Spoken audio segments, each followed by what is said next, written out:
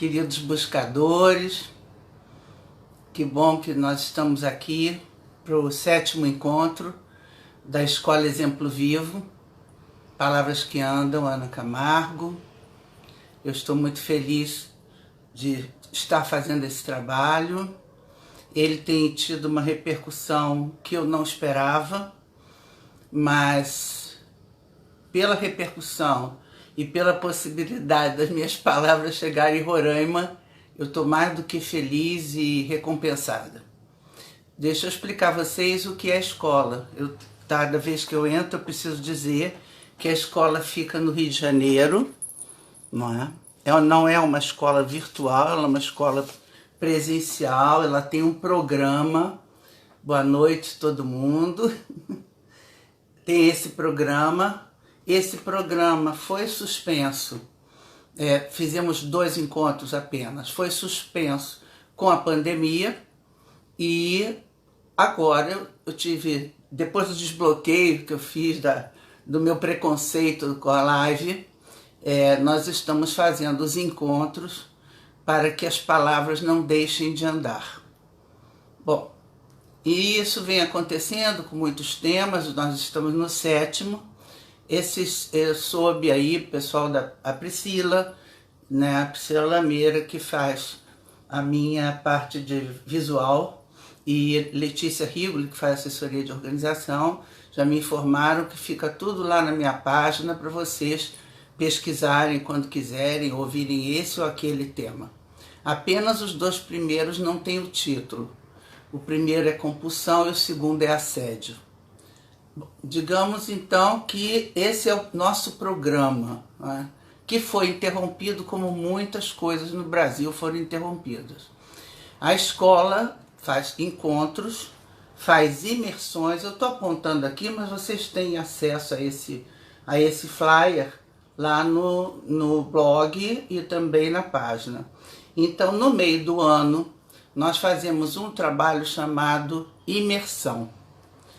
Então, a escola, dentro dos encontros, tem 2 trabalhos de imersão. Um no meio do ano, que é esse rosinha forte, e um no final do ano. O do meio do ano, então, é um trabalho que se chama Balanço de Meio de Ano, o que fiz e o que falta fazer. O do final do ano se chama Esperança, hora de ir em frente. Balanço para o ano que vem, que seria, então, no caso, 2021. Esses 2 trabalhos eu não vou suspender. Então, eu suspendi as palestras, transformei em encontros aqui, né? Só que aqui nós não fazemos a parte de constelação familiar com representantes de madeira, fazemos esse trabalho talvez de uma outra maneira, mas eu quero só explicar a vocês que eu vou manter esse trabalho presencial. Ele está marcado para 27 de junho, mas eu acredito que vai fazer isso talvez 1ª ou 2ª semana de julho. Então vamos ver qual é o caminho. A Aline está dizendo que gosta. Tem o pessoal que gosta muito.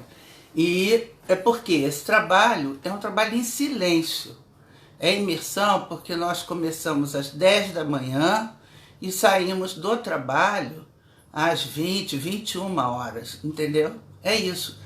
Então, é um trabalho em silêncio, é um trabalho de meditação em si mesmo, de fazer uma avaliação, enfim, cada um dos buscadores faz isso de uma maneira, mas é um trabalho individual, silencioso, profundo.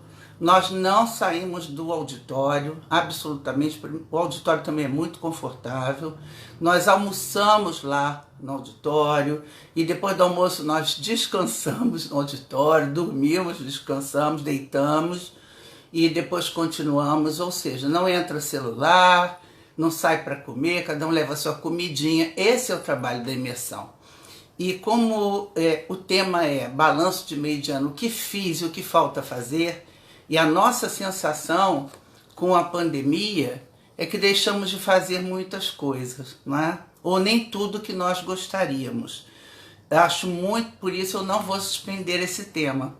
Eu vou fazer, com certeza. Se vocês tiverem interesse, vocês podem se comunicar com a Letícia.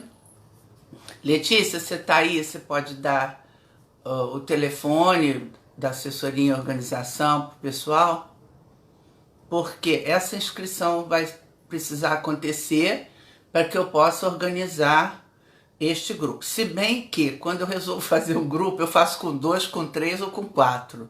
Não me importa. Por quê? A escola, ela tem um movimento quântico próprio, muito próprio. Oi, Rosemary. Um movimento que é dela, e eu não interfiro nesse movimento, eu apenas sigo esse movimento. Então, esse é um movimento que vai acontecer, eu não posso deixar. Oi, Letícia, que eu estava falando que o pessoal pode se inscrever com você, fazer uma pré-inscrição, né, e depois você entra em contato, aqueles que tenham interesse. Bom, depois você bota aí direitinho, que aí o pessoal pode pegar. Mas nesse flyer também está escrito aqui o telefone do consultório e a Letícia atende nesse telefone. Bom, esse programa então vai ser mantido porque a escola tem um único objetivo: reunir buscadores de si mesmos. Ou seja, quem são os buscadores? Buscadores são aqueles que estão sempre em transformação. Porque esse mergulho dentro de si mesmo, quer dizer, buscar a si mesmo, é um trabalho que não termina. Só termina quando nós morremos, que aí acaba, né? Mas antes disso não para. Ele é atualizado, as coisas acontecem.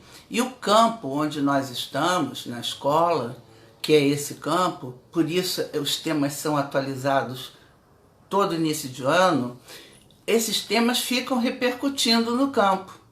Como está repercutindo a partir de agora, a minha intenção de fazer o balanço de meio de ano, o que fiz, o que falta fazer. Isso fica repercutindo. E como eu acredito no campo fenomenológico, vão chegar para esse trabalho e as pessoas que quiserem chegar, que forem atraídas para esse campo onde esse trabalho se dará. Isso é uma atração, é como funciona mesmo na lei da atração, né?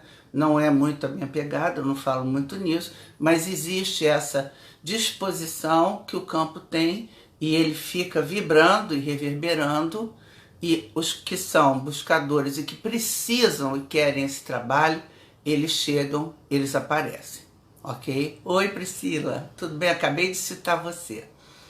Então, esse trabalho vai acontecer e vocês aguardem as próximas, né? Mas uma coisa importante do trabalho na escola é que a escola não aceita nenhum tipo de preconceito, nenhum. Religioso, raça, gênero, qualquer coisa que vocês pensem. Nós não aceitamos, não praticamos e não aceitamos. A escola também, dentro da escola, não se faz julgamento ético, nem julgamento moral. E dentro da escola, mesmo porque eu pertenço ao programa de 12 Passos, nós observamos o anonimato. Então, nossos trabalhos sempre repercutem em cima dessa proteção que o anonimato nos dá quando nós estamos buscando a nós mesmos. Isso é muito importante, esse resguardo, né? Esse aconchego e esse resguardo. Quer dizer, quem vai à imersão vai com essa disposição. O que vi ali fica ali, o que eu escutei ali fica ali e acabou, né? E ele entra sozinho e sai sozinho. Isso, por isso a importância, eu quero só dar a dimensão do que é o trabalho da imersão de meio de ano e do final do ano. Outra coisa, temos buscadores já inscritos, a Letícia está dizendo. Bom, além disso, eu quero anunciar aqui para vocês, se eu não fiz ainda, que existe o atendimento psicoterapêutico remoto. Eu me rendi a essa realidade. Já disse de outras vezes que não vou fazer atendimento avulso psicoterapêutico, porque isso para mim não existe. Então, qual é o caminho do... Olá, Isabel. O caminho para o atendimento psicoterapêutico remoto, a Priscila fez uma linda arte explicando como deve ser feito. É só ligar para a Letícia, agendar. Quem quiser começar um atendimento psicoterapêutico comigo, Ana Camargo, que não é encontro. É o meu trabalho, psicoterapia exemplo vivo, para compulsivos, de dependência química ou não, de drogas lícitas ou ilícitas, depressão, pânico, HIV/AIDS, câncer, né? Todas as coisas que eu faço. Isso também estão disponíveis lá no site, para vocês verem lá no blog, na minha página. Então, dentro das minhas especialidades, eu vou fazer o atendimento remoto. Quero fazer uma reverência, uma gratidão aqui à Francine, minha paciente, que abriu para mim essa visão. Pela primeira vez na vida, eu atendi uma pessoa que eu não conhecia pessoalmente. A primeira vez, vocês imaginem que, né, muito tempo. Mas eu vi que posso fazer. Se a pessoa de fato quiser. E como é que a gente sabe isso? Agendando atendimento gratuito de 1 hora, individual, em que eu apresento o meu trabalho, a pessoa vê se identifica. Terapia não é uma sessão só avulsa, é uma jornada, realmente a Priscila está colocando, jornada de autoconhecimento, crescimento, é isso mesmo, dentro da psicoterapia exemplo vivo, que é o meu método, ok? Então, é só agendar, faremos essa inscrição, fazemos esse atendimento primeiro e começamos um processo normal psicoterapêutico comum, né? Como vocês já conhecem, praticamente, como as pessoas fazem, né?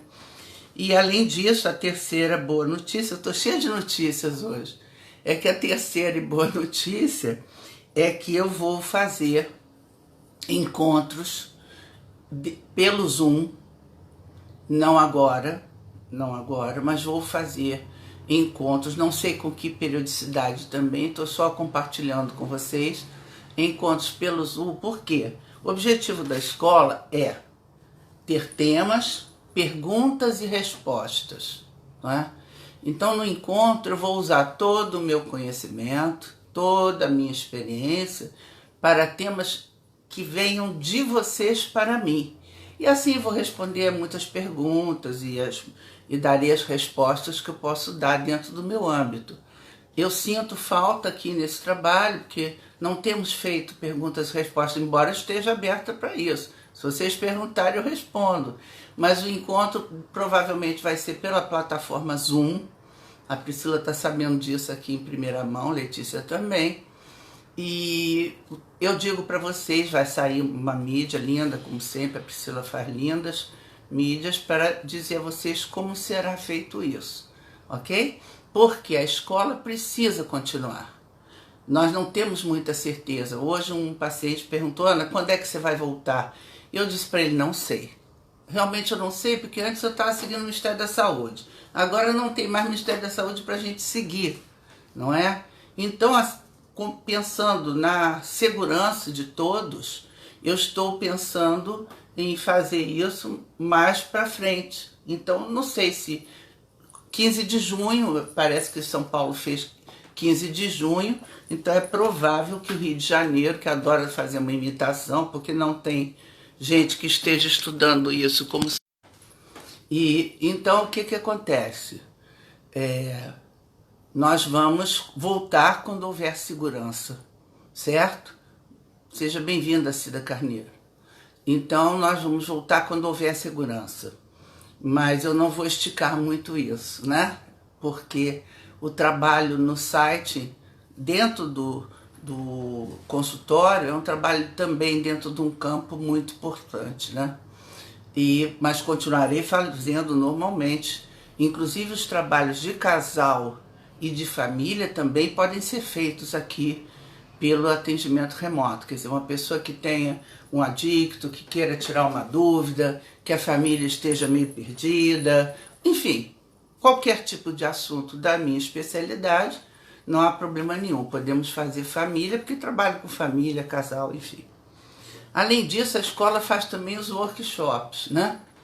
Os workshops são nos sábados, de 13 às 19, são 6 horas de constelação. E fora isso, a escola também faz formação. Nós estamos na 5ª turma de formação pessoas interessadas em fazer uma formação em constelação familiar e na metodologia Exemplo Vivo. É um curso de 140 horas, acontece uma vez por mês, enfim, e mais informações sobre tudo que a gente faz, a Letícia poderá dar para vocês com muito carinho. Bom, vamos ao nosso tema de hoje. Eu disse que ia fazer as pessoas acharem engraçado, porque eu disse na parte 1 que eu só ia fazer mais essa parte 2. Falar de emoções tóxicas eu falaria só mais uma vez. Porque as nossas... Oi, Mônica, seja bem-vinda. Porque as emoções tóxicas, elas já estão espalhadas por aí, elas estão no ar, né? Elas estão convivendo conosco. Esse vírus foi um vírus que chegando, né? Ele é oculto, ele é ainda estudado, nós não temos muita certeza de quem é ele, mas estamos sendo afetados. Hoje mesmo eu acabei de falar para vocês de vários trabalhos, várias possibilidades que foram pausados com a chegada desse vírus, né? E eu queria falar com... Ô, Ana Maria, que bom você tá aí. O que eu queria falar para vocês é que de onde vem esse tema. Esses temas, eles vêm quando eles estão dentro de mim. Eu não faço encontro e palestra por encomenda, não gosto de fazer isso. Quando ele está dentro de mim. Então eles parecem temas desconexos, né? Porque medo, culpa, inveja e desesperança. Então tudo isso habita dentro de mim hoje. E o método Exemplo Vivo me permite falar do que eu sinto, do que eu estou vivendo, sem problema algum para mim. Então, o medo, vamos começar pelo medo.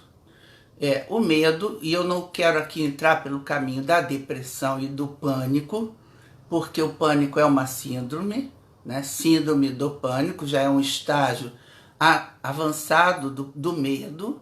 O pânico é medo de morrer, medo de ter medo. Isso é o pânico, por uma definição assim bem básica, né? Não quero me estender. Mas eu quero falar do medo comum. Esse medo que tem algo aqui no ar, por acaso, aqui, que pode estar vindo de você, ou de onde for, né? E que ele pode me matar. Como o pânico decorre principalmente do medo de morrer, tanto que os sintomas são sempre, como por exemplo eu tinha a sensação de sufocamento, vou sufocar, sabe, vou morrer sufocada. Aí chegava num procardíaco desse e o cara dizia, calma aí, chefe, vamos botar aqui um remedinho e você vai se acalmar. Porque quem tem pânico uma vez pode ter a qualquer hora. Porque esse é uma síndrome que atinge mesmo nosso sistema nervoso central, é importante, precisa ser tratado, precisa de medicação, precisa de psiquiatria, precisa de psicoterapia e de preferência com pessoas que conheçam, né? Porque senão o pânico vira só mais um tema numa sessão de psicoterapia, não é isso. O pânico é uma vivência. Mas tirando o pânico, que é um extremo, eu quero falar do medo comum. E onde entra o medo, né, na vida de um buscador? Ele pode fazer com medo duas coisas. Ele olha para o medo, respira esse medo, verifica que medo é esse e de onde ele está vindo, ou seja, enfrenta. Ele olha diretamente nos olhos do medo. Se ele pode fazer isso sozinho, muito bem.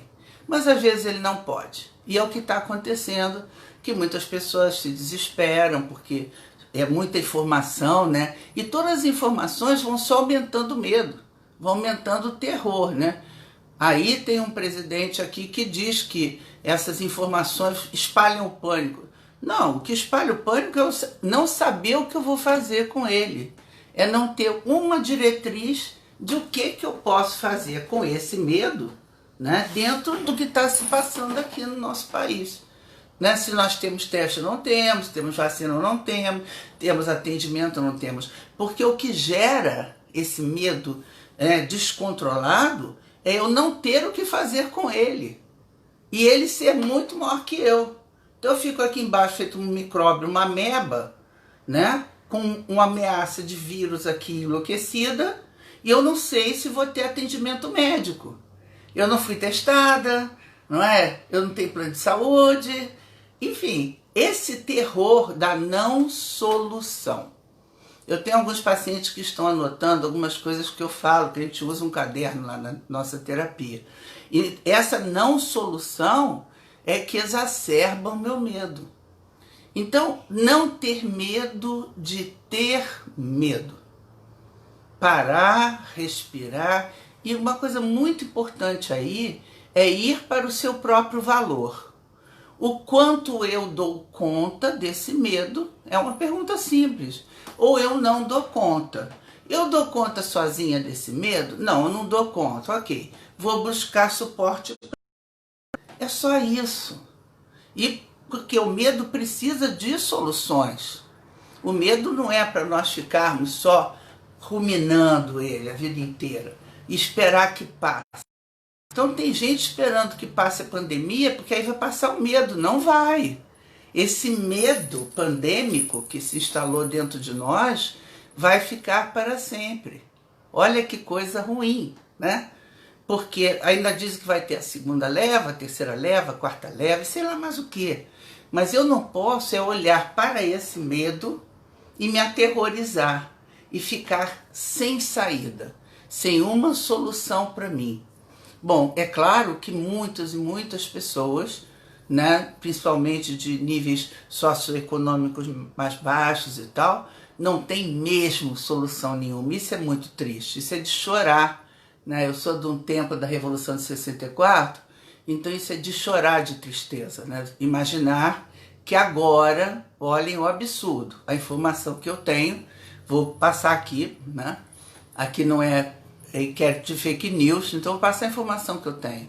Então existem comunidades que são lideradas pelo tráfico. Todos vocês sabem, tráfico ou milícias, né? Depende. Mas uma determinada comunidade liderada pelo tráfico, o tráfico tinha decretado, né, toque de recolher, e fica todo mundo em casa, e o pessoal saía lavando como dava para lavar as ruelas, eles patrocinavam um pouco desses produtos, depois algumas ONGs entraram no processo, mas tudo bem. Mas agora, em função do esclarecimento que foi dado pelo nosso presidente, né? Porque não é pela OMS, não é por todos os países do mundo, pela Fiocruz, que é um trabalho seríssimo, internacionalmente reconhecido, que cloroquina, hidroxicloroquina não é o caso agora, porque não tem comprovação científica, estudos randomizados que digam que a hidroxicloroquina é bom, mas o nosso presidente investiu bilhões e o laboratório do Exército está produzindo hidrocloroquina à vontade. Além disso, o presidente dos Estados Unidos está nos enviando, ele não vai usar lá já está proibido, mas ele está nos enviando bilhões, milhões de doses de hidrocloroquina. Bom, com essas duas informações, o tráfico, que não tem interesse que ninguém morra, porque se morrer não consome, não é? É simples o raciocínio. O tráfico fez o seguinte, se tem gente, não vai subir ninguém fiscal sanitário lá, porque não sobe. Então o que o tráfico fez? Ah, tem doente lá naquela rua, na vila tal, número tal. Passa alguém do tráfico lá, levando um kit hidroxicloroquina e azitromicina. E o doente toma. E a partir daí ele não sai mais do morro, não sai mais da comunidade. Então nós estamos nesse país. Eu, pessoalmente, fico aterrorizada quando eu vejo essa informação e recebo essa informação. É uma coisa muito triste, porque se o poder público não faz, alguém vai fazer. Então esses descalabros todos, eu estou só usando um exemplo, porque eu combinei aqui desde o início que eu iria trazer os temas para esse momento que nós estamos vivendo, sempre que desse. E é algo que está dando para falar, né? Dentro da pandemia, só dá isso. Dá medo quando eu vejo na televisão o que aconteceu está acontecendo com as pessoas, dá medo quando eu ouço a Ana Camargo falar nesse negócio aí, que estão dando hidroxicloroquina à farta, né? Mas me dá medo.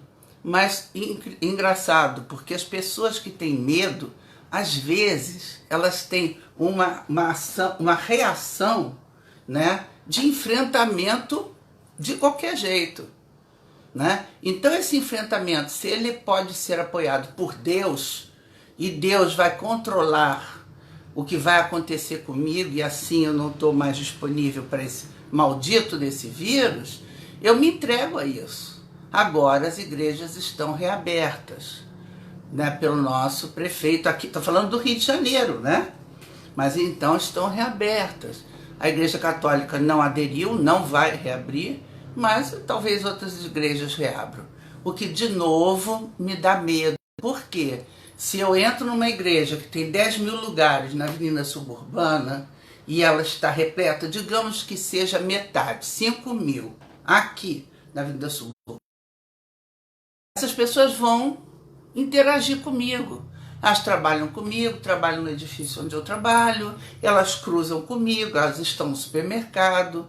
Ou seja, é algo que incentiva esse medo, incentiva a pandemia e aumenta em mim o medo. E não há medo pior do que o medo do outro que está ao meu lado. Então não adianta só botar no caixa do supermercado uma antepara de vidro ou qualquer coisa, o plástico, né? Porque eu estou ali, eu estou naquele ambiente, eu posso cruzar, pode estar na coisa do carrinho, sei lá, uma coisa louca, né? Então nós estamos muito afetados por esse medo. Mas para que esse medo não evolua e não se transforme num pânico que eu não dou conta e não vou conseguir gerenciar, eu posso fazer o que eu acabei de dizer a vocês. Oi, André. Acabei de dizer a vocês, eu respiro e penso na melhor solução para mim. Essa melhor solução para mim é a solução mesmo de que eu tenho forças, né? Eu não sou desprovida de forças e também não sou desprovida de proteção. E a primeira proteção que eu tenho que fazer é de mim, dos meus, em minha casa, no meu âmbito mais restrito, né? E dos possíveis. Por exemplo, na hora que eu não atendo meus pacientes presencialmente, eu estou deixando de afetar um monte de gente. Então, cada um está sendo chamado, conclamado a exercer o seu trabalho, os seus momentos de lazer, compras e o que for, dentro do que pensa que é responsabilidade, da sua própria responsabilidade. Então o Estado não está aí para dizer, olha, Ana, vamos mais um pouquinho, vamos até final de junho. Ele não está mais. Ele está jogando isso para nós. E isso aterroriza mais ainda. Então esse medo, nós podemos lidar, para resumir, o medo em si, medo de tudo, né? Estou focando na pandemia, mas eu quero falar dos medos geral, né? Para combater um medo que eu sinta, eu paro, respiro e pergunto, é real? Eu estou aumentando esse medo? O que eu posso fazer para circunscrever esse medo, me blindar, para que eu não seja atingido por essa ameaça? Porque o medo ele surge pela ameaça externa, normalmente. Agora, se é uma ameaça interna e casos patológicos em que eu vou e acabo me cortando porque eu estou com medo da ameaça que vem para mim, ou outro tipo de patologia, eu não posso entrar aqui. Mas, na verdade, esse medo pode ser trabalhado. E quando é que o medo fica melhor? É quando eu vejo que essa situação que está aqui, eu sou maior do que ela. Que eu tenho poder. Eu tenho poder de enfrentar essa situação, esse cenário. Eu falei aqui no segundo encontro sobre assédio. E aí, resposta para assédio se chama 190, 180, ONGs que trabalham com assédio, se chama, entra na casa do vizinho e diz, me acolhe aqui porque eu estou sofrendo assédio, abuso, constrangimento, enfim, isso já foi tema nosso aqui. Mas aí eu me sobreponho a esse medo. E é incrível que quando eu me sobreponho a esse medo, eu resgato em mim algo que se chama dignidade essencial. Atrás do poder que eu trago para mim. Me dá uma dignidade verdadeira e isso me incorpora. Isso incorpora em mim, me empodera. É uma palavra que todo mundo usa agora, né? Me dá poder. Mas precisa ser de verdade, de fato. Então pode ser uma estratégia, uma tática que eu monte para ficar de frente àquele medo e resolver para que ele vá embora.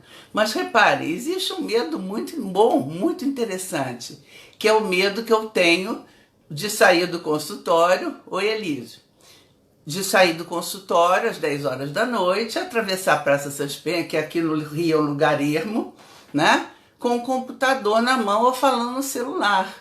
Esse medo me protege. Olha que interessante, né? Ele me deixa de sobreaviso.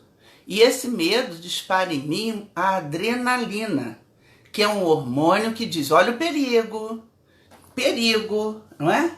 Então algumas pessoas pressentem, dizem até que pressentem. Eu ia sair pelo lado esquerdo, acabei de sair pelo direito. É porque esse hormônio, a adrenalina, não é um hormônio qualquer. É um hormônio de proteção e que me dá poder. De repente vem.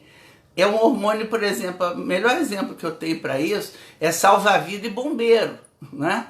Ou essas profissões que implicam em perigo, policiais, enfim, essas coisas. Então eu tratei uma vez um salva-vidas, ele disse, Ana, eu mergulho, ele tinha uma filhinha muito pequena, eu mergulho e vou lá para salvar um cara que está cheio de cachaça e eu não lembro da minha filha pequena em casa. Aí eu trago esse ser humano para areia e fico prostrado. Tanto que eu fiquei sabendo, na época era assim, foi o que ele me contou, eles procuram não fazer salvamentos seguidos. Porque depois da adrenalina, que me confronta com perigo e eu ganho força, vem a noradrenalina para regular meu batimento cardíaco e todo o meu sistema, né? Então eles precisam de um tempo para aquele negócio baixar. Aí ele lembra da filha dele, não é? Então eu estou só dizendo que existe um medo bom, que me protege, que me faz buscar soluções. Esse medo não é ruim. E nós não temos medo de ter medo desse medo, né? Podemos ter avisos, prenúncios, de que alguma coisa pode dar ruim para mim, né? Como o pessoal fala, vai dar ruim e não caminhar por aquela trilha. Bom, sobre medo, estou passando agora esses aspectos, que são que falam mais aqui, ó, ao meu coração, ao meu umbigo, e quero falar agora de culpa.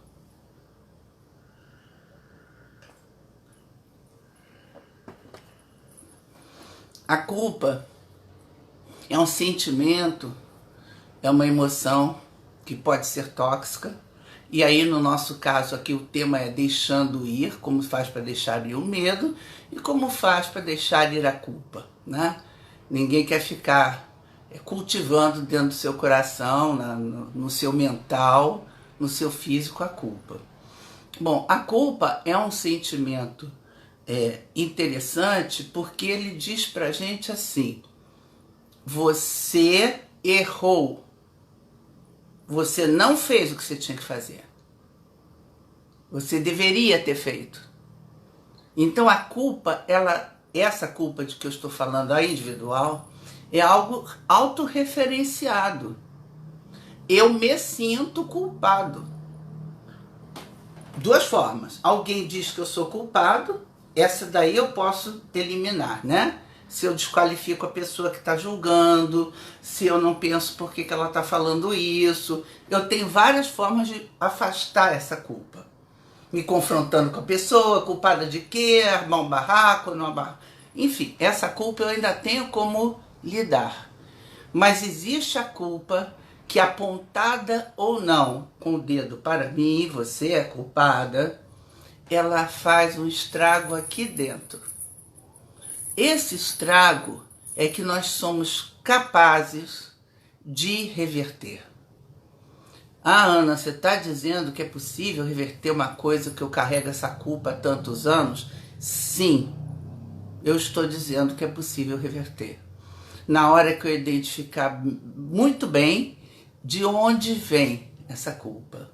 Então existem formas, né, de você reparar culpas e danos que você tenha feito e que de fato você seja culpado de muitas maneiras.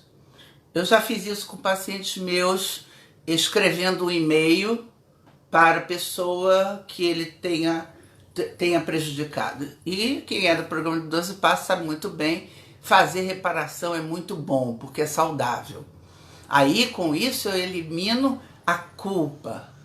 Vocês vejam só que coisa interessante. O programa de 12 Passos são 12 passos, ok? Não são 10, obviamente. Porém, 2 fazem referência a fazer reparações.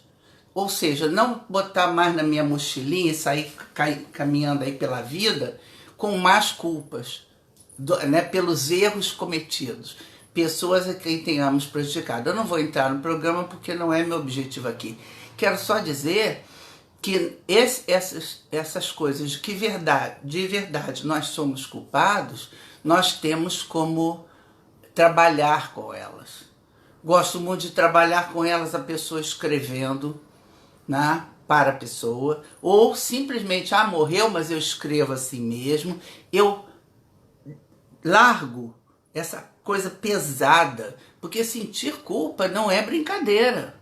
A culpa arrasa, porque me deixa uma pessoa menor, me traz para cá. Eu às vezes não tenho como reverter. A pessoa morreu, e aí faz como? Não é? Mas existe forma de fazer. Existe forma de fazer. E é isso que eu quero dizer aqui, porque a história aqui é deixando ir. Às vezes é escrevendo num diário, às vezes é simplesmente sentando num lugar bonito e pensando, e deixando aquele pensamento ir, aquela pessoa que eu posso ter prejudicado. Eu estou falando de culpa real, né? A culpa real, não estou falando da culpa pela fantasia. A culpa que eu me culpo, porque eu sei, eu fiz uma autorreferência e vi que eu sou culpada. Essa culpa dá para trabalhar. Essa é uma esperança. As pessoas podem trabalhar isso via religião, via meditação, via oração, via como elas quiserem, programa 12 Passos, via psicoterapia. Há como trabalhar. Então não precisa ficar remoendo aquela culpa. A culpa é corrosiva. Ela tira energia, tira brilho, tira poder, tira ímpeto, tira motivação, porque ela é muito, muito destruidora. Tem um encontro que nós falamos que foi raiva, mágoa e ressentimento, que são emoções tóxicas horríveis, né? Que foi a parte 1, mas a culpa está nesse mesmo top, né? De corrosão. Mas eu tenho poder, eu quero só lembrar vocês, não fiquem se sentindo culpados. Eu estou me sentindo culpado? Senta, pensa, é real? É real. Não precisa sair falando para a humanidade inteira, não. Mas registre e faça uma reparação para seu erro, sempre que possível, né? Desde que não vá criar uma outra situação para a pessoa a quem você cometeu qualquer coisa, né, desse gênero. E a culpa injusta, né? Essa culpa injusta, eu digo assim, se é possível que você se afaste da pessoa que alimenta a culpa em você, faça isso. Porque muitas vezes o acusador, né, nos danifica tanto que nós nos tornamos vítimas mesmo. E aí nós não estamos mais falando de uma coisa assim, poxa, Ana, você fez uma coisa que não foi legal. Não é isso não, eu estou falando de coisas que nos afetam profundamente, nos nossos sentimentos, no nosso nível mental, nosso nível energético, é disso que eu estou falando. Então, eu posso até tentar, né, conversar e negociar com uma pessoa que está me acusando de algo, me defender, explicar, tudo bem. Vai na DR, né, discute a relação e sem problema. Mas se eu não quero e não posso nem fazer isso, porque eu estou num lugar tão pequeno que essa pessoa me botou, de que eu sou culpada, culpada e culpada, é melhor você se afastar. Por quê? Porque se isso configura um abuso e não é real, aquela acusação, ou ela é injusta, né? Eu vou resolver isso na justiça, eu vou resolver isso em outra encarnação, né? Ou eu saio dessa relação. Eu quero dizer a vocês, assegure e assine embaixo, que abusador, se você não corta no início, eu estou falando da culpa, né, colocada em nós, que é injusta, muito injusta, que não é pela lei que eu vou resolver, né, não é pela oração também, mas o que eu posso dizer é que se essa pessoa faz isso com requintes de crueldade ou não, mas às vezes as pessoas fazem isso com muito requinte de crueldade. Eu percebo que você tem essa fragilidade, eu vou lá. E aí eu te aniquilo mais. E a pessoa fica lá, meu Deus, o que eu fiz? Poxa, por que eu fiz isso? Ah, eu não devia ter feito. A culpa vem como um banho, né? É um banho de cachoeira de culpa. Então, se você estiver nessa situação, e aqui eu não sei para quem eu estou falando, mas eu quero deixar registrado, não fique mais. Porque se tem uma pessoa que faz isso com você, e aí vem a coisa mais complicada. Coisa. Estou cheia de coisa hoje. Aí vem a situação mais complicada.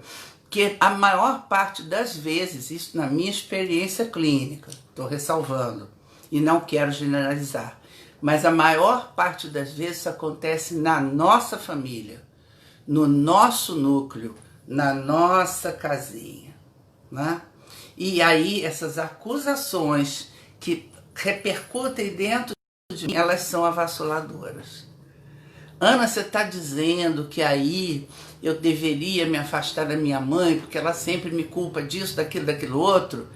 Eu digo, olha, faz assim, sempre que você puder, fique fora. Se essa confusão, né, começar e a acusação começar de novo, evite o primeiro atrito. Não aceite provocação, que aliás são 2 lemas também do programa. Eu hoje estou com o programa na cabeça. É porque está no meu, né, no meu sangue. E eu vejo que funciona, né? Então o que eu tenho que fazer? A pessoa não se cala, eu vou subir, né, vou ficar no turbilhão com ela? Não, eu me afasto, eu me recolho. É menos danoso para mim. Porque um abusador que resolve culpar, ele vem com tudo, ok? E nem sempre a vítima está preparada. Vocês sabem, alguns pacientes meus estão aqui, que é isso, né? Muitas vítimas se recolhem, algumas choram e poucas revidam. E uma pessoa tão corroída pela culpa, pela autoacusação, realmente eu errei, fiz tudo errado, né? Ela vai se punir, de alguma forma. Às vezes ela nem sabe que está fazendo aquilo, nem percebe que, na verdade, ela está em autopunição, né? Quando ela traz essa culpa e incorpora, é verdade, sou culpada mesmo, é isso que acontece, aconteceu comigo, né? Ok? Então, sobre a culpa, a solução, já que é para deixar ir, eu acabei de falar para vocês. Se for uma culpa que você possa resgatar e reparar, porque foi real, faça isso judicialmente, faça isso por uma carta, faça isso por uma conversa, e até uma conversa que você pode ter só na sua mente.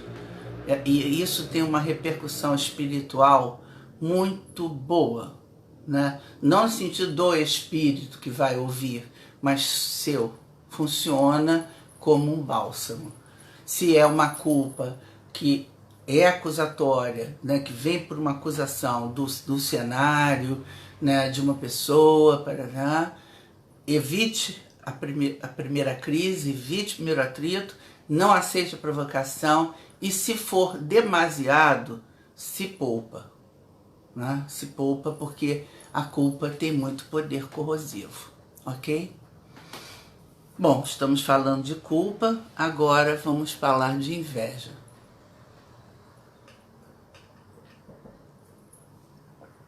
Há muito tempo atrás, eu participei de um estudo, uma professora da PUC, eu também dava aula lá, e ela estava escrevendo sobre inveja nas organizações. Esse trabalho dela foi até transformado num livro, não sei se ainda está à disposição, nunca mais vi. Meus livros todos eu doei, então nem tenho mais. Mas enfim, vamos falar da inveja.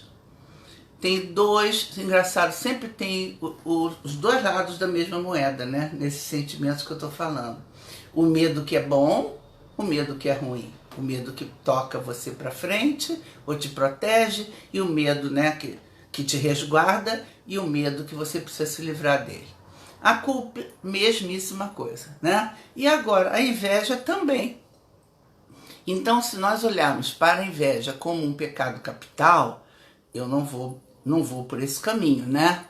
Eu não vou ser punida porque eu quero ser igual a Xuxa. Não, ninguém vai me punir.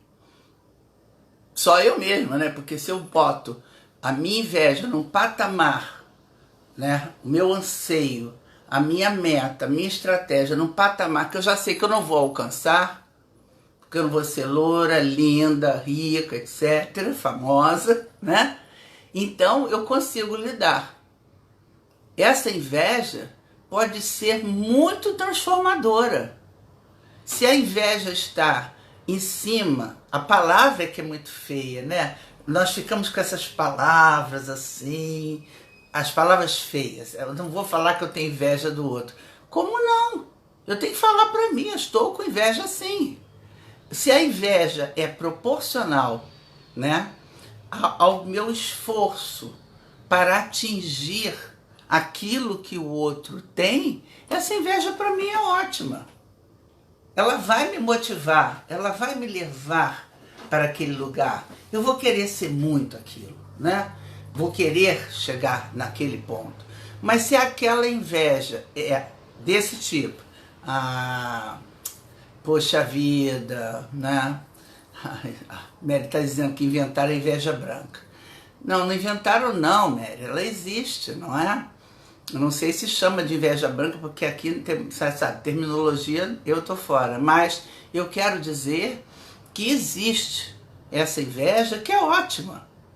Ela é muito boa e o nome é inveja. Inveja, se vocês forem para o dicionário, hoje eu nem vim de dicionário, que eu tenho vindo, né? Para ver a etimologia da palavra, eu gosto muito. Porque as palavras vão tomando muitos lugares, muitas conotações, né? Com o uso delas. Na língua portuguesa, então, eu sempre falo, é uma questão de entonação e de grafia, né? Então, vamos lá. Existe essa inveja que me movimenta, que não é predatória, que não é aquela que eu quero a todo custo. Não, eu vou me esforçar para ter aquilo que eu acho que mereço, que eu acho que eu gosto, que eu acho que eu preciso. Vou fazer o melhor de mim para chegar lá. Essa inveja ela é muito saudável, porque ela é muito motivadora. Então, tirando a palavra inveja, você fica motivado ao ver, por exemplo, um professor que você queira ser igual a ele. Não é? Se ele é um cara do bem, se é um cara super, muito, que eu admire muito, e se isso vem por uma admiração, por que não? Né? Então essa inveja, que a Mary está dizendo que chamaram de inveja branca, é uma inveja que me movimenta, que me faz lutar para ser igual àquela pessoa. E qual é o problema? Nós vivemos desde criancinha, desde muito pequenos, imitando pessoas, imitando coisas, imitando situações, imitando gestos, imitando sons. Foi assim que nós aprendemos a ser humanos, a sermos humanos dentro da vida. Foi com base em alguém que me mostrou. Quando nós somos muito pequenininhos, pode ser nossos pais, pode ser um irmãozinho mais velho, depois vamos para a escola, aprendemos certas coisas muito boas, certas coisas muito erradas, mas não importa, nós temos um parâmetro. E se esse parâmetro é um parâmetro elevado, se esse parâmetro é um parâmetro que só constrói, por que que eu não vou ter inveja de quem tem aquilo? E por que que eu não vou correr atrás daquilo? Agora, se é aquele tipo de inveja, aí vamos para uma inveja, Mary, que deve ser inveja, sei lá, eu não quero usar, mas não é branca, seja de outra cor, cinza, né? Se for esse tipo de inveja, que é danosa, porque eu fico, ah, meu Deus, eu não tenho, é uma inveja em cima de culpa, é uma inveja em cima de desqualificação, eu me desqualifico, tudo o outro é que tem, eu viro vítima, poxa, ele tem, eu não tenho, ele foi promovido, eu não fui, e eu vou ficando, meu Deus do céu, o que que eu fiz? O que que eu fiz? Por que que ele tem e eu não tenho?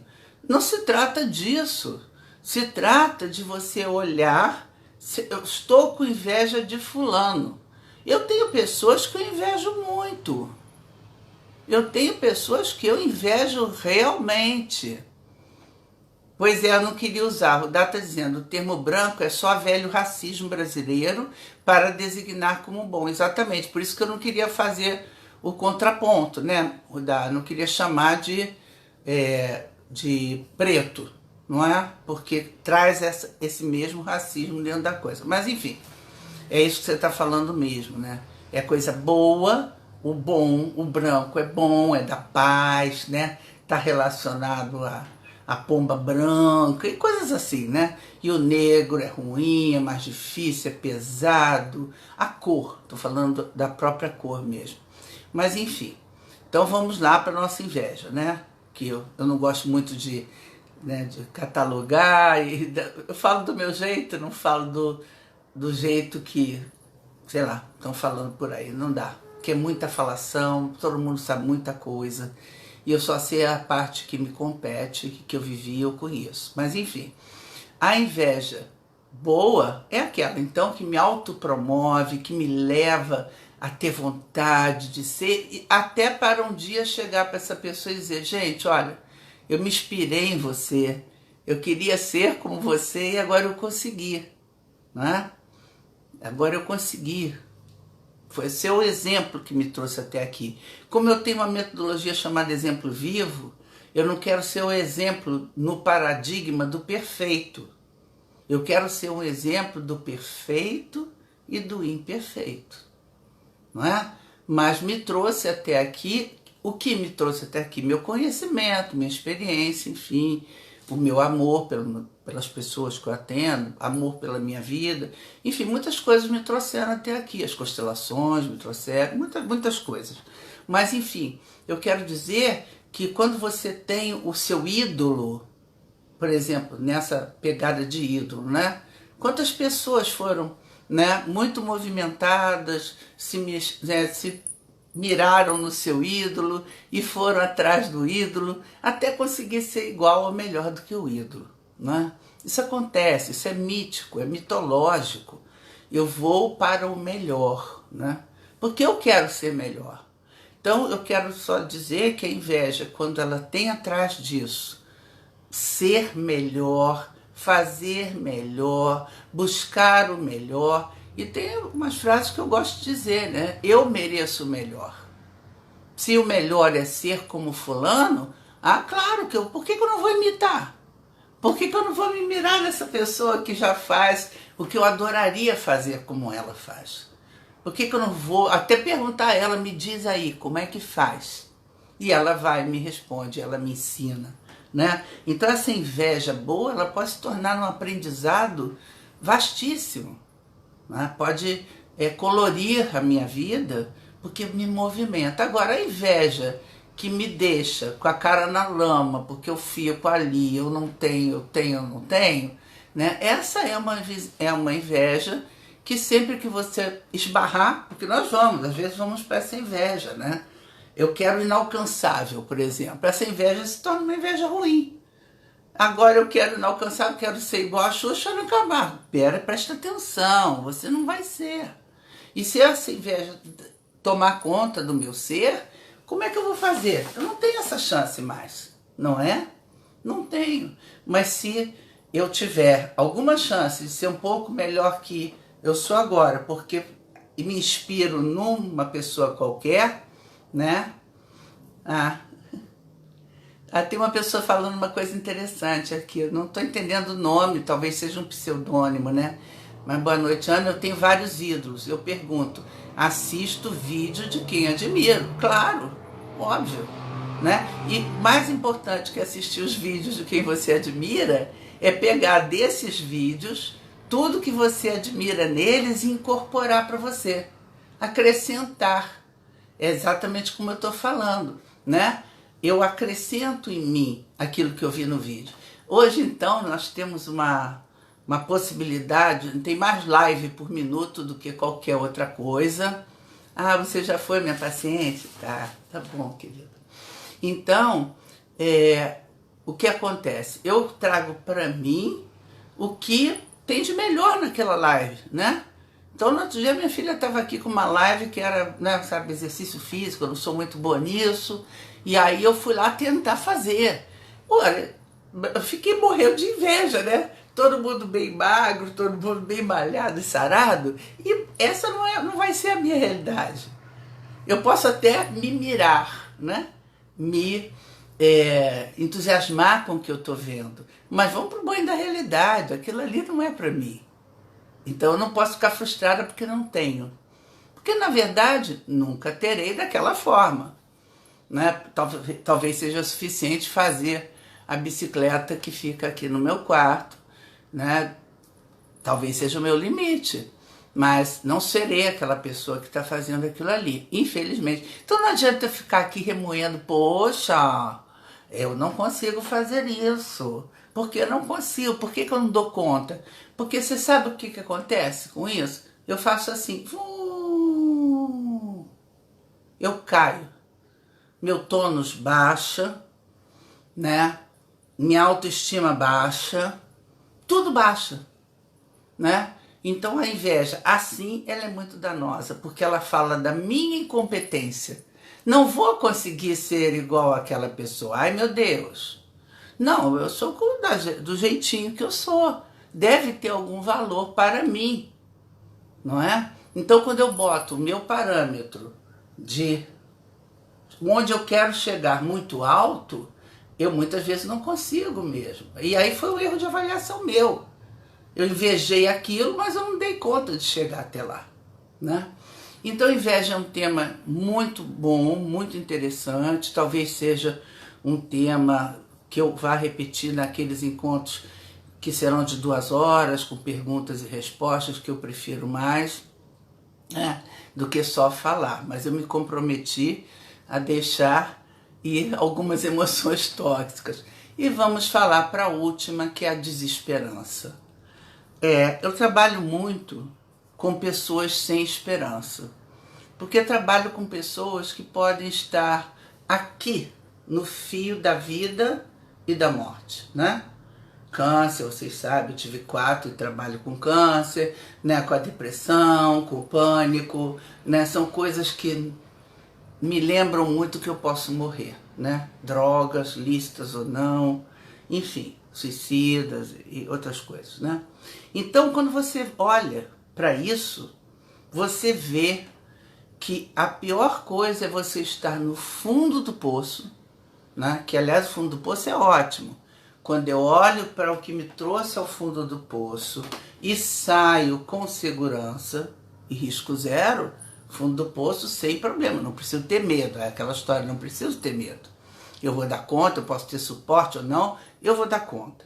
Agora, quando esse fundo do poço me esmaga, trabalha para que eu permaneça lá, né? E aí nós temos que ter cuidado com pessoas tóxicas, né? Não é só a emoção em mim, que eu estou trazendo sempre para nós, mas existem pessoas muito tóxicas. E aí elas batem na minha esperança de viver. Como? Vamos pegar um exemplo. Você não vai conseguir não, Ana. Você não vai conseguir nem andar na tua bicicleta. Você não vai conseguir aquele auditório. Você não vai conseguir isso, você não vai. Quando tem você não vai, acende a luz vermelha. Não é nem amarela, é vermelha. Eu não posso ficar perto de ninguém que me diga que você não vai. Né? E quando a própria pessoa diz, Ana, eu não vou conseguir mudar, como você não vai? Eu sou especialista em mudança, né? É a primeira pergunta que eu faço, como você não vai? Em que ponto você decidiu? Em que ponto você desistiu de mudar? Em que ponto você deixou de ver que você tem um potencial boçal, imenso, que você pode mudar? Não é? Porque a esperança, ela é lotada de mudança. E a mudança é uma energia boa. Eu não preciso ter medo de mudar. Eu posso me planejar, sim, para mudar. E quando é mudança interna, mais fácil ainda, né? Porque está no meu âmbito, está no meu cercadinho aqui de 1 metro, que depende só de mim. Então, essa desesperança, ela precisa ir embora.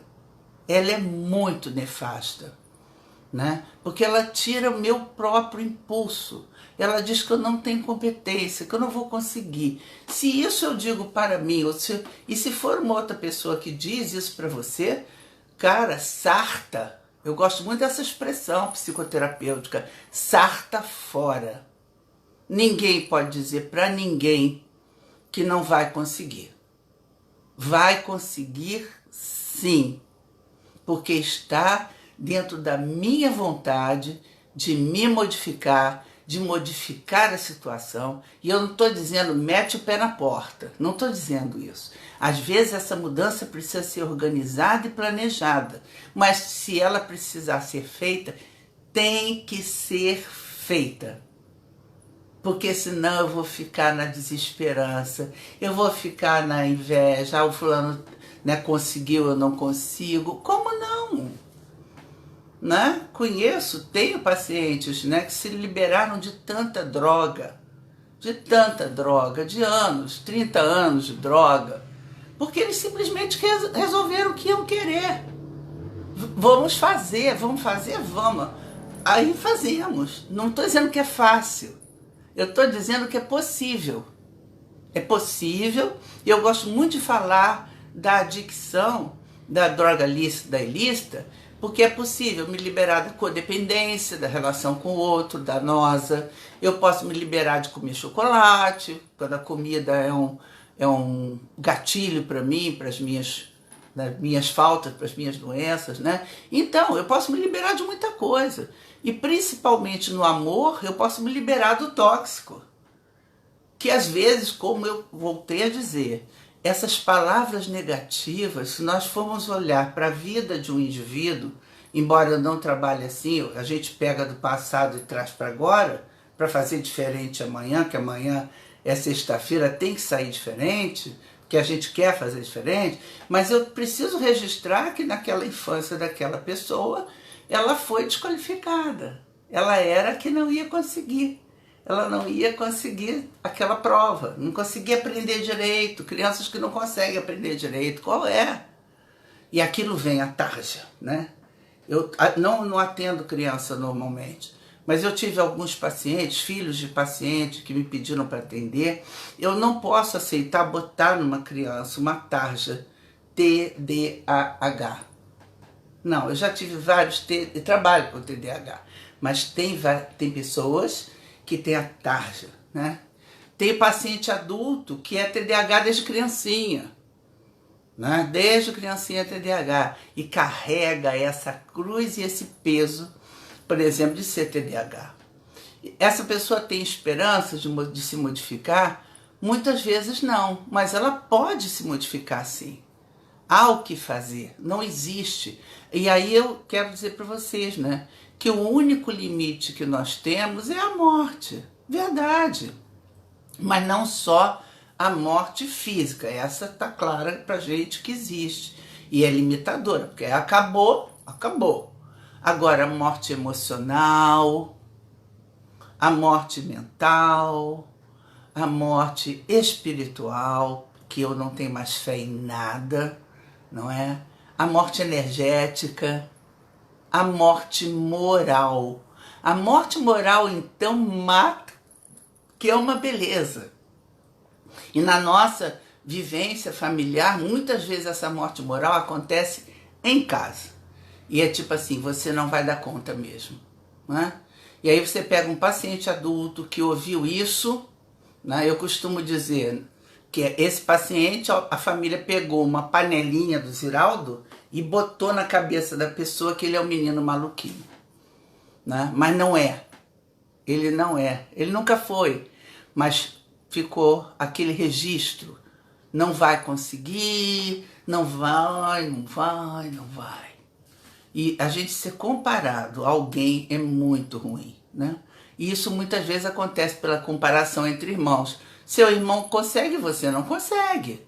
Ou a comparação, né, no trabalho também, né? Meus pacientes adultos, né, que são muito cabeça, muito feitos no cabeção, como a gente brinca e fala, né? De repente entra um chefe lá que diz, você não consegue.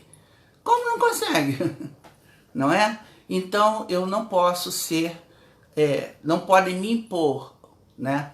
Essa coisa eu não vou conseguir, não pode ser autoimposta, ok? Então por quê? Porque trabalha na desesperança, eu não vou conseguir mesmo. Se essa pessoa tiver um cacife muito grande, ela for muito alta para mim, e importar muito o que ela diz, né? Por isso que eu tenho muito cuidado aqui nessas lives, porque eu não sei com quem eu estou falando. E eu sou responsável pelo que eu estou falando, não é? Então, essas pessoas que são muito altas, às vezes, né, dizem coisas completamente inapropriadas, não adequadas, excessivas, e geram nesse que está aqui embaixo. Vocês me viram já fazer essa posição de mãos muitas vezes, porque geram nesse que está aqui embaixo a desesperança. Fulano falou, não vou mesmo. Às vezes inconscientemente, crianças então fazem isso muito. Elas incorporam, papai disse que eu não vou conseguir, não consigo mesmo. Aí quando ele chega adulto e que vê que a sua linda carreira, né, como, sei lá, jogador de futebol, foi dissolvida prematuramente porque papai disse que você é perna de pau e te desestimulou, eu fico muito zangado. Além de muito zangado, morto emocionalmente, morto moralmente, né? Porque isso trabalha na minha desesperança. Bom, gente, essa desesperança é uma emoção tóxica, importante. Eu acabo de olhar ali para trás, que tem um relógio, e eu sinto que eu estou parando, né? Esse meu parar é porque eu gosto de falar quando as palavras vêm, as palavras andam, né? E para esse campo que está formado hoje aqui, que eu nem sei qual mas eu acho que por hoje foi isso. Mary está dizendo que é um tema incrível. Se vocês tiverem alguma pergunta que eu possa responder, eu ainda estou disponível aqui. Porque a Letícia tem falado, você fecha e não pergunta se ninguém tem pergunta. É porque eu também esqueço de falar que vocês podem perguntar aqui escrevendo nesses comentários, né? No tempo que eu estiver falando, né? Tá. Letícia está colocando, olá, Theresa. Tudo bem, querida? Então é isso, ok? Espero que tenha sido de bom proveito para vocês. E semana que vem nós temos o nosso 8º encontro. Eu não gosto de dizer que eu vou fazer live, eu não quero dizer isso. Tenho que tirar isso até dos meus prospectos, né? Porque eu não gosto de dizer que é live. Tem que tirar isso. Priscila Lameira, por favor, se eu esquecer, você lembra. Todo mundo sabe que isso aqui é live, mas eu não quero usar essa palavra, sabe? Porque eu me sinto dando aula para quem quer aprender a cozinhar. Não posso fazer isso, tem que tirar isso de perto de mim. Eu consigo fazer live, mas chamar isso aqui de uma live não é muito o que eu faço. Isso é um encontro um encontro que fica escrito nas estrelas, é um encontro que fica escrito no campo. Letícia está me sugerindo que eu fale em gratidão, sobre gratidão, que as pessoas estão pedindo, porque as pessoas falam com a Letícia, esperando falar tal coisa, tal coisa. Ok, então vamos de gratidão, vamos abrir. Precisa dizer que eu tenho que falar que é live sim, tá bom, eu tô, ok, Letícia, tá bom. Vamos falar sobre gratidão, tá bom, Letícia, aceito também, né? Vai ser gratidão, tá bom? Sempre será encontro com Ana Camargo. Isso. Obrigada, Méria. Eu fico mais feliz, tá? É porque eu tenho que lembrar que o que eu estou fazendo é o que eu deveria estar fazendo presencialmente, não fosse isso que se abateu sobre nós, né? Mas com esperança de que chegue até vocês. Eu quero chegar em Roraima, lembre-se, se alguém conhecer alguém de Roraima, é meu sonho dourado, né? Quero chegar em Roraima com as palavras que andam, tá? Não quero ficar com elas aqui no Rio de Janeiro, na Tijuca. Eu quero que elas cheguem para quem precisa ouvir, tá bom, gente? Então é isso, vamos ficar por aqui. Eu estou muito feliz. Letícia disse que eu faço cara de feliz. Faço mesmo, porque eu estou muito feliz com esse trabalho. Ok, gente? Já chegamos a Goiás, já chegamos ao Rio Grande do Sul, lá longe. Maria de Lourdes dizendo gostou, você é querida também, tá tudo certo. Né? Muitas pessoas aqui que já me conhecem e fico muito feliz de ver vocês por aqui, tá bom? E vamos ver quem mais chega no campo. Nós somos buscadores, todos. Obrigada, Vânia. Obrigada, boa noite também, tá? Fiquem com Deus, uma ótima semana. Hashtag fique em casa se for possível. Hashtag se protejam, por favor. Protejam a si mesmos e protejam os outros, ok? Né? E sempre lembrando, sempre bons pensamentos para as pessoas que estão na frente, né? As pessoas profissionais de saúde, os nossos profissionais de limpeza, todos eles, tá bom? Que a gente vibre muito positivo por essas pessoas, pelos, né, como é que chama? Pelos que são entregadores, essas pessoas que estão botando a cara a tapa nesse país tão pobre e tão ruim, tão difícil, em momento tão difícil, ok? Mas é isso, boa noite, se cuida, hashtag fique em casa. Beijos, até semana que vem, tá? Semana que vem com gratidão. Tchau, tchau, tchau.